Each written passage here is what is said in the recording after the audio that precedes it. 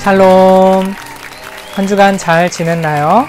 오늘도 목사님과 함께 하나님 말씀에 귀 기울여 보아요.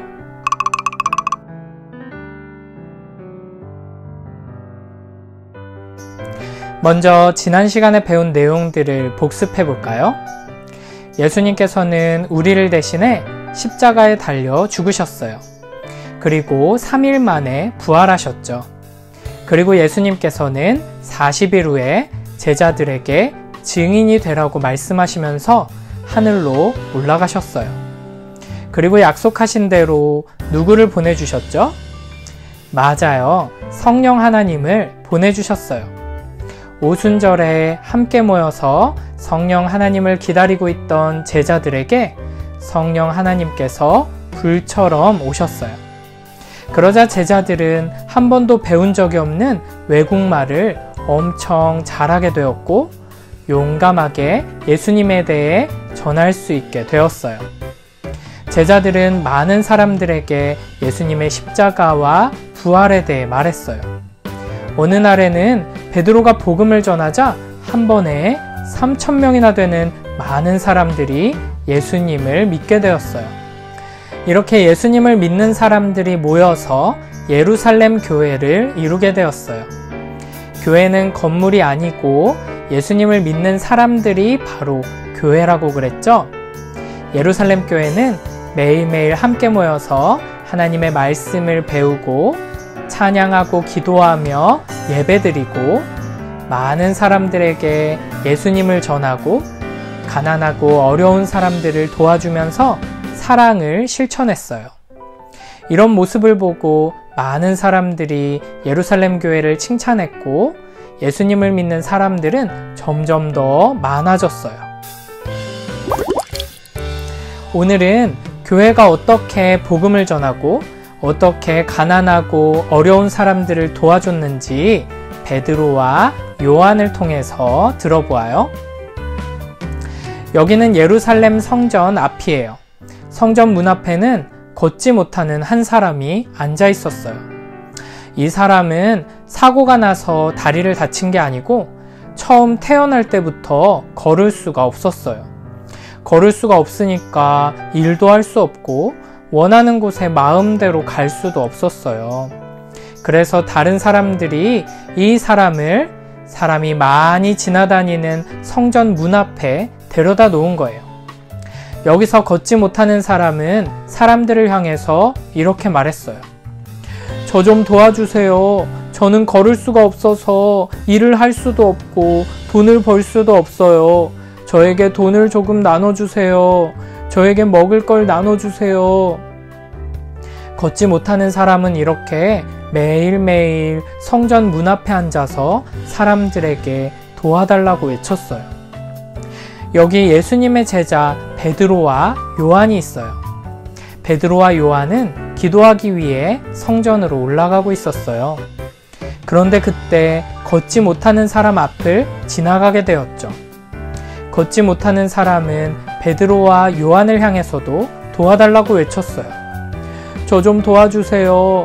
저에게 돈을 나눠주세요. 저에게 먹을 것을 나눠주세요. 베드로와 요한은 이 사람을 보면서 안타까운 마음이 들었어요. 베드로와 요한은 이 사람을 도와주고 싶었어요. 하지만 베드로와 요한에게는 돈도 없고 먹을 것도 없었어요. 베드로와 요한도 가난했거든요. 그러면 베드로와 요한은 이 사람을 그냥 지나쳐갔을까요? 아니에요. 베드로와 요한의 마음속에는 누가 계시죠? 성령 하나님이 계세요. 성령 하나님께서 이 사람을 불쌍하게 여기는 마음을 주셨고 이 사람에게 진짜 필요한 것이 무엇인지를 알게 하셨어요. 그리고 이 사람에게 진짜 필요한 선물을 줄 수 있는 능력도 주셨어요. 여러분, 태어날 때부터 걷지 못하는 이 사람에게 가장 필요한 게 무엇일까요? 돈을 많이 주면 이 사람이 행복해질 수 있을까요? 먹을 것을 많이 주면 만족할 수 있을까요? 아니에요. 이 사람에게 진짜 필요한 것은 걸을 수 있게 되는 거예요. 여러분, 예수님께서는 걷지 못하는 사람을 걷게 하시고 병든 사람을 고쳐주시고 죽은 사람을 살리는 놀라운 일을 많이 보여주셨어요. 하지만 지금 베드로와 요한 곁에는 예수님이 계시지 않아요.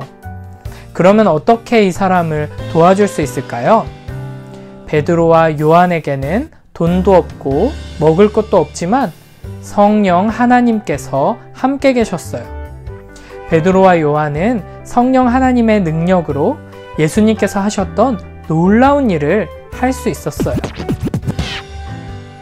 베드로는 걷지 못하는 사람의 오른손을 잡고 이렇게 말했어요. 목사님과 함께 오늘 성경 말씀을 크게 읽어볼까요? 베드로가 이르되 은과 금은 내게 없거니와 내게 있는 이것을 내게 주노니 나사렛 예수 그리스도의 이름으로 일어나 걸으라 하고 사도행전 3장 6절 말씀. 아멘. 베드로는 걷지 못하는 사람의 손을 잡고 예수님의 이름으로 걸으라고 외치면서 그 사람을 일으켰어요. 그러자 어떤 일이 일어났을까요? 놀랍게도 태어날 때부터 걷지 못하던 사람이 발과 발목에 힘을 얻고 벌떡 일어나게 되었어요. 내 다리가 움직이네. 내 다리에 힘이 생겼어.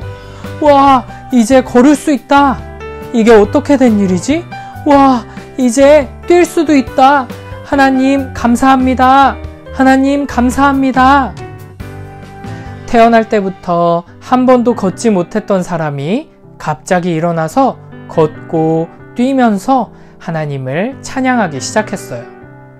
예수님께서 병든 사람을 고치셨던 것처럼 베드로와 요한도 놀라운 기적을 일으킨 거예요. 이 일을 지켜보던 사람들은 모두 깜짝 놀랐어요. 그리고 베드로와 요한에게 특별한 능력이 있다고 생각했어요. 그래서 사람들은 베드로와 요한 주위로 몰려들었어요. 베드로는 자신 주변에 몰려드는 사람들에게 외쳤어요. 여러분, 이 일을 놀랍게 여기지 마세요. 이것은 우리가 한 일이 아닙니다. 우리가 이 사람을 걷게 한 것이 아닙니다. 이 사람은 예수님의 능력으로 걸을 수 있게 된 것입니다. 우리 안에 계신 성령 하나님께서 하신 일이에요. 예수님을 믿는 사람들에게는 이런 놀라운 일이 일어나게 됩니다. 그러니 여러분 모두 예수님을 믿으세요. 예수님을 믿고 구원받으세요. 베드로와 요한은 사람들에게 예수님을 믿고 구원을 받으라고 말하며 복음을 전했어요. 베드로와 요한을 통해 하나님께서 하신 놀라운 일을 보고 복음을 들은 많은 사람들이 예수님을 믿게 되었어요. 여러분, 베드로와 요한은 걷지 못하는 사람을 보며 안타까운 마음을 가졌어요. 그리고 걷지 못하는 사람에게는 무엇보다 예수님이 필요하다는 사실을 깨달았지요.